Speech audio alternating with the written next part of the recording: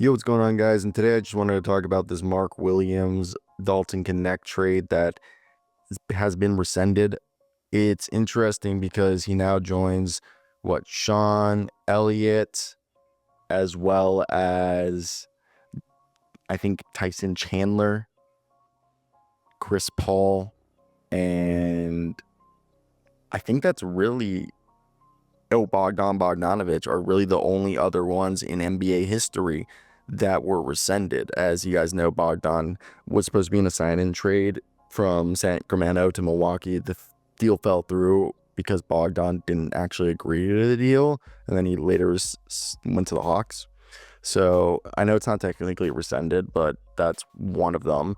Then we saw the Chris Paul deal, which David Stern was technically the owner of the Hornets, as he was acting owner, as they were in between ownership groups. So as a result, the Lakers Hornets deal that would have sent Chris Paul to Los Angeles was vetoed.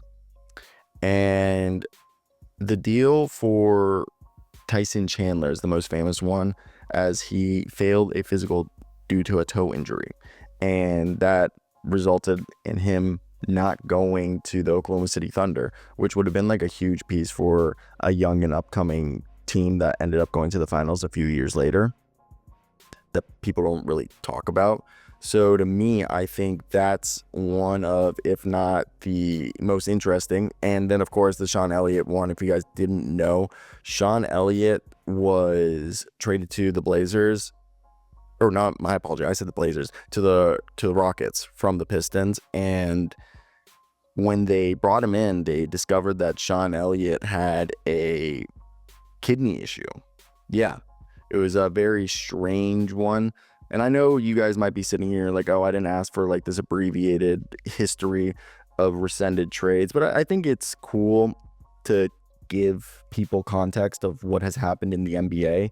And of course, when you go ahead and you look at a situation like this Lakers one, where they said the physical failed due to his back. And honestly, I texted my friends who are in the media, who obviously, as you guys know, one of my colleagues is an insider at Hoops Hype, about this, as I thought it was his knee. And it came in a report from Shams Charania due to his back. And he's a guy who's only played 84 out of a possible 212 games in his first 2.5 seasons with the Hornets, which is just under 40%. And they had agreed to send a pick swap, a first-round pick, expiring contract of Cam Reddish, and phenomenal shooting rookie Dalton Knecht. And the deal was supposed to give LA vertical spacing big man, or I guess potentially spacing big man. Like, we don't know if the shot's going to be there, but now they're going to have to go into the buyout market and hope one of these teams that have a big man like Kelly Olynyk or Chris Boucher actually gets bought out. Because at this point, Bismack Biyombo just signed with the Spurs. And I think that's the biggest thing where you look at the rest of the free agents here on our Hoops Hype list. Obviously, we know Markelle Fultz has been out with a knee injury. Sadly, it's actually really unfortunate what's happening there.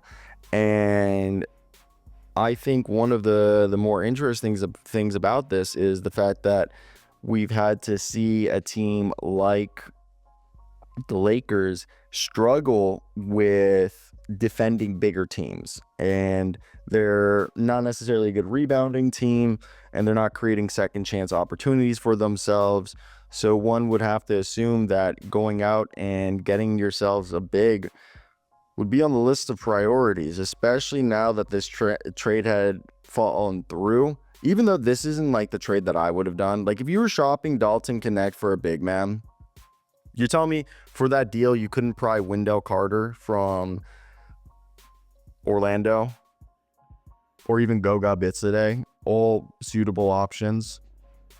Now, if we really want to talk about the big man market, if Bismack Biyombo does hit the market again, for some reason that they don't extend his 10-day, because they could just be using his 10-day as like a trial, or just because there's injury. He's the best big man on the market. Last year, he averaged 5 points, 5 rebounds, 1.5 assists, a block a game on almost 57% from the field. He's a vet minimum guy. He's a solid rim protector and rebounder, not much else. That's basically it. Then outside of that, JaVale McGee's done. I would not touch JaVale McGee. Frank Kaminsky's playing in the G League, and he's a guy who can provide three-point shooting and some passing as a big, but I would not sit here and say, oh, he would be somebody you should go sign. At that point, you might as well just go into the G League, which is literally what we're about to do. G League leaders in rebounds. It sucks that Kyler Kelly, who was on the South Bay Lakers, got picked up by the Dallas Mavericks. He would have been a great pickup for them. And I know Moses Brown's out there. I just don't see Moses Brown being that guy. Also, Cam Martin's more of a power forward playing center in the G League, so I don't think they're going to go for him. Danilo Gallinari did play center this year or last year for the Pistons and the Wizards. Another guy that it just doesn't make sense if you were going to go out and get him.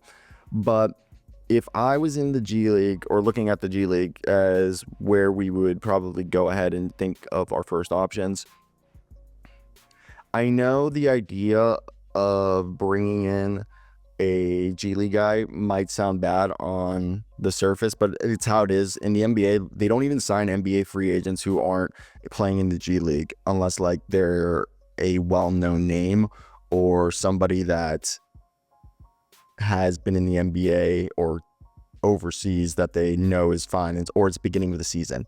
But if you look at all the free agents that are veterans that are getting picked up, yeah, they're actually being picked up through the G for the most part.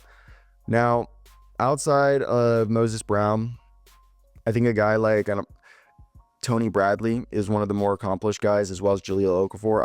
I know Jahlil Okafor's shooting threes, he's passing, and he's playing better defense. I know. Even though his three-point shot's 21%, he was decent last year overseas. And I believe Colin Castleton got waived from his two-way. Did anyone pick him up on a two-way? No, he's playing for the Osceola Magic, so he's somebody that's been in the team's organization. So he's not unrealistic as an option. I personally, outside of Tony Bradley and Colin Castleton, I guess there's Armando Bacot, who's been like really good this year for the Memphis Hustle, which was like shocking to everyone watching basketball. Outside of that, I think Ibu Baji, is he on a two-way, or I thought he got released from his two-way? Yeah, he's on the Wisconsin Herd. He's a legit 7'1", 240. He used to be a really highly recruited overseas player who kind of fell off the radar a little bit. One guy that I've been a really big fan of, and there's also Thon Maker out there if you cared for that, but Hassan or Hassan, is it Hassan or Hassan? I think it's Hassan Ward. He's playing for the Maine Celtics. Love this guy. Great pickup if they can get somebody like him, but that's it for me.